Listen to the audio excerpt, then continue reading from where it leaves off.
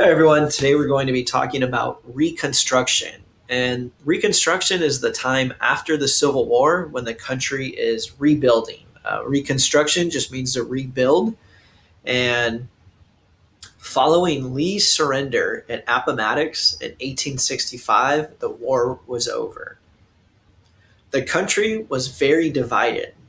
Leaders tried to decide the best way to go about getting over the Civil War.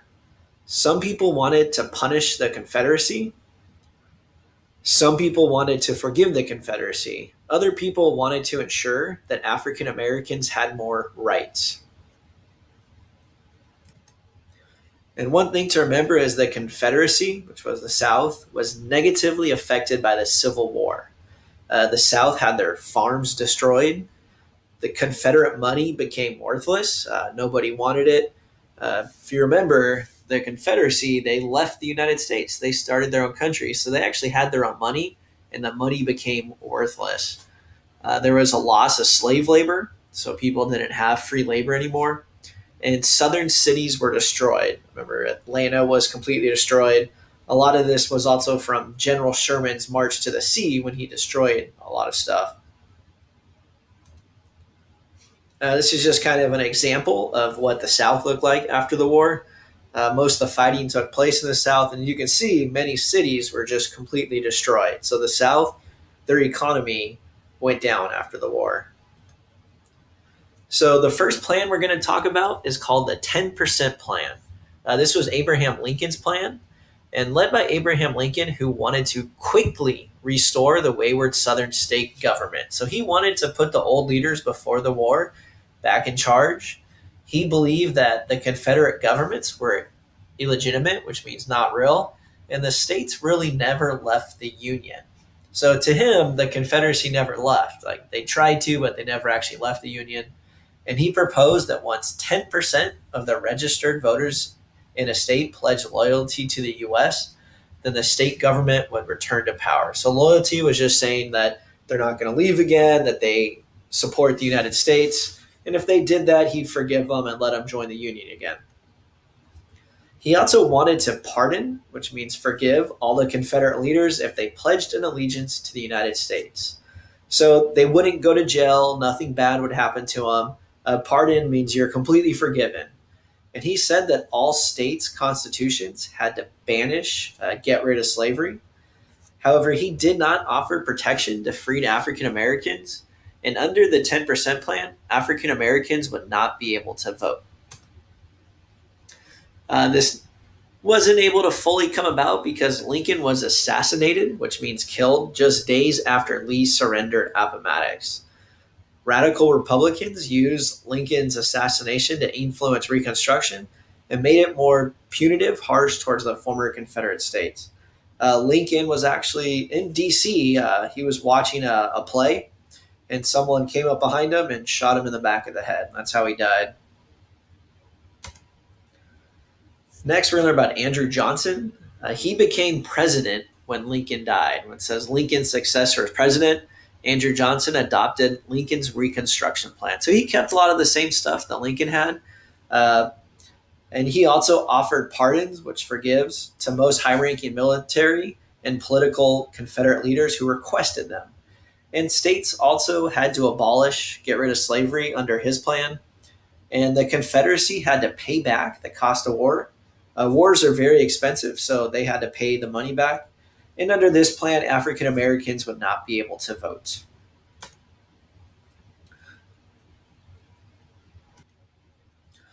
Congressional leaders were angry at the Southern's enactment of black codes. These were laws that were unfair to African Americans, and they challenged Johnson's authority in leading Reconstruction. High ranking former Confederate leaders were elected to Congress, and they also challenged Johnson's Reconstruction plans.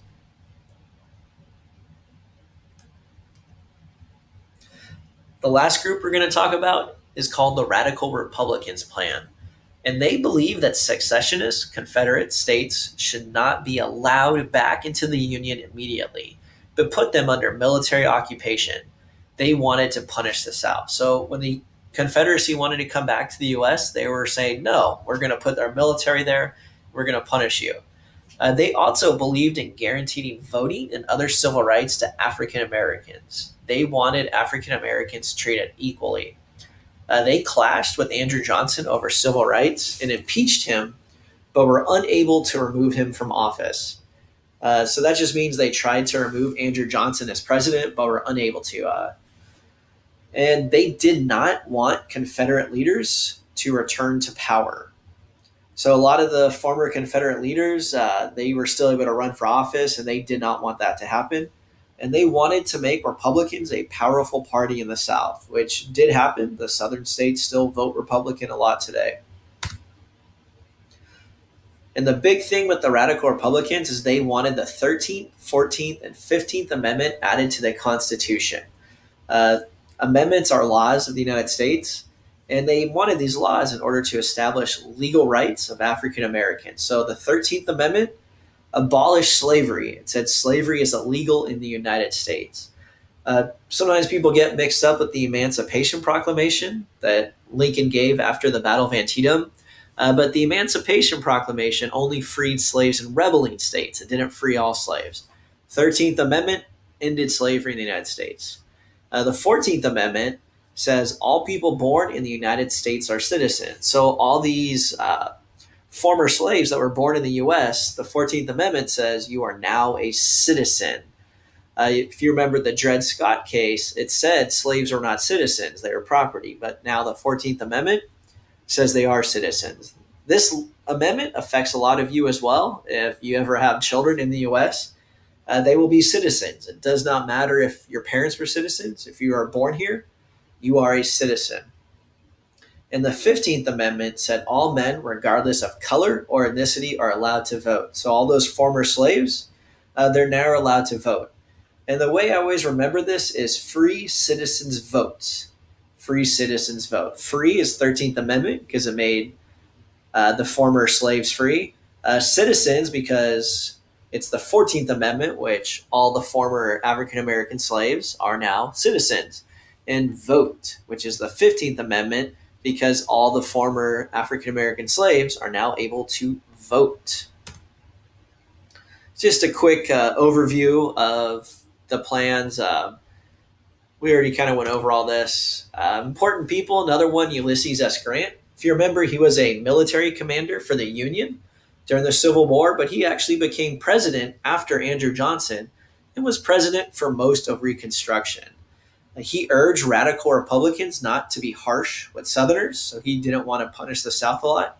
And he advocated rights for the freedmen, the former slaves. He wanted them to have rights. And he opposed retribution towards the defeated South. He didn't want to punish the South. Robert E. Lee, who is the former Confederate general, after the Civil War, he encouraged Southerners to reconcile, forgive and forget, and rejoin the United States. So he was saying, let's move past this. Let's just join the United States again. And the last thing is the Compromise of 1877. And Reconstruction officially comes to an end with the Compromise of 1877. And the U.S. military is removed from the Southern states, and Southern Democrats support the Electoral College vote. I don't know if you guys remember from government, but in the United States, when we have elections, we have an Electoral College. We do not have a popular vote. That's why Trump actually had less people vote for him, but he won the presidency because of the Electoral College vote. So all you have to remember, though, for the Compromise 1877 is that's when Reconstruction comes to an end. All right, if you guys have any questions, let me know. And you guys are doing a good job.